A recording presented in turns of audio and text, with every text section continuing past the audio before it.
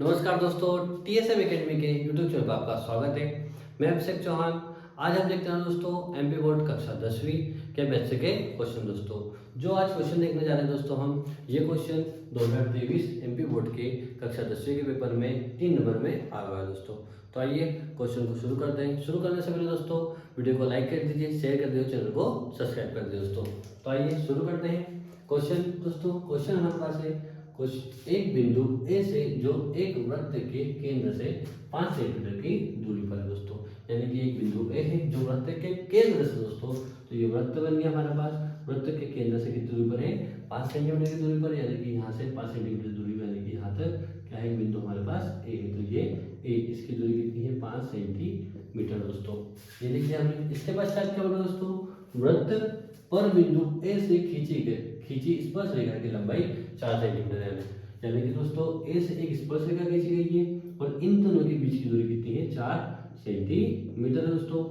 और उसके पश्चात वृत्त की त्रिज्या ज्ञात कीजिए। वृत्त की त्रिज्या हमें क्या करना है? ज्ञात करना है। तो ये आपको पता है दोस्तों कि वृत्त के केंद्र से तो परिधि तक की दूरी, इसे हम क्या कहते हैं? वृत्त की त्रिज्या कहते हैं। तो यहाँ से तो यहाँ तक की दूरी क्या हो जाएगी? वृत्त की त्रिज्या दोस्तों। अब इसे हम बी मान लेते हैं और इसे ए मान लेते हैं दोस्तों। तो आइए क्वेश्चन रचना करते हैं। रचना में क्या क्या लिखते हैं दोस्तों कि हमारे पास एक वृत्त का केंद्र ओ है, तो ओ केंद्र वाला एक क्या है दोस्तों? हमारे पास वृत्त है। ओ केंद्र वाला एक वृत्त है और इसके बाहर एक बिंदु ओ है दोस्तों। इसके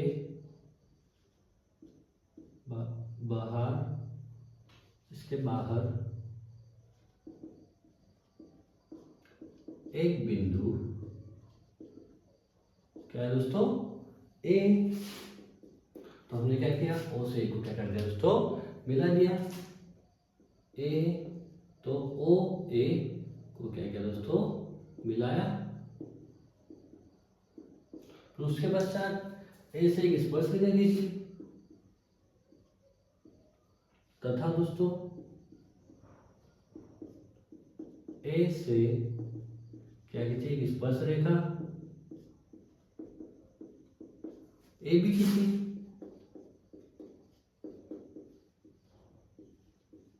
और ओ बी को मिला दिया दोस्तों।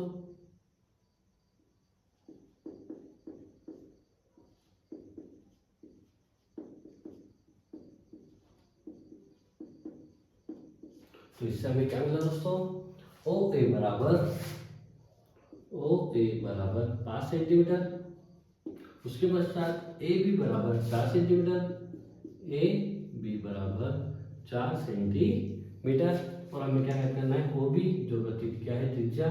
ओ बी हमें क्या करना है दोस्तों? ज्ञात करना है दोस्तों। और जो यहाँ पर जो कोण बनता है दोस्तों, वो हमेशा याद रखना कितने डिग्री का बनता है? 90 डिग्री का बनता है। यहाँ पर जो कोण बनता है हमेशा कितने डिग्री का बनता है? 90 डिग्री का बनता है दोस्तों। अब हमारे पास ये क्या बन गया दोस्तों? त्रिभुज बन गया। क्या बन गया? ये कि त्रिभुज बन गया और जिसका कोण कितना है हमारे पास? 90 डिग्री का है। तो हम अगर कभी कोई भी एक त्रिभुज होता है और जिसका कोण 90 डिग्री का होता है, तो हम किसका उपयोग करते हैं दोस्तों? पाइथागोरस प्रमेय का उपयोग करते हैं। तो हमारे पास समकोण त्रिभुज बन गया। समकोण त्रिभुज क्या बना दोस्तों? ओ बी ए। ओ बी ए में हम ओ बी ए में देखेंगे। ओ बी ए में कैसे देखेंगे? हम पाइथागोरस प्रमेय से। तो ये पाइथागोरस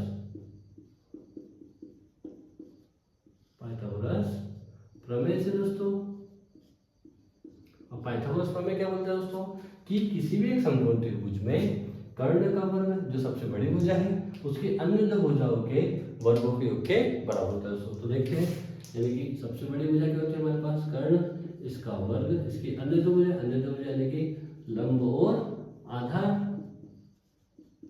इनके वर्गों के क्या दोस्तों? योग। तो किसी समकोण त्रिभुज में उसके कर्ण का वर्ग, उसके अन्य दो भुजा यानी कि लंब और आधार के वर्गों के योग के क्या होता है दोस्तों? बराबर होता है दोस्तों। अब इसका मान रखते हैं। अब कर्ण जो सबसे बड़ी भुजा यानी कि ओ ए, तो ओ ए की पूरी की घात 2 दोस्तों। उसके पश्चात लंब यानी कि ये भुजा ओ बी, तो ये ओ बी इसकी भी घात दोस्तों। तो फिर प्लस का प्लस, अब आधा आधा क्या दोस्तों हमारे पास ए बी दोस्तों, तो ये ए बी, अब इसकी घात 2 तो इसकी घात भी क्या होगी दोस्तों 2 होगी। अब इसका क्या करते हैं दोस्तों हम मान रखते हैं।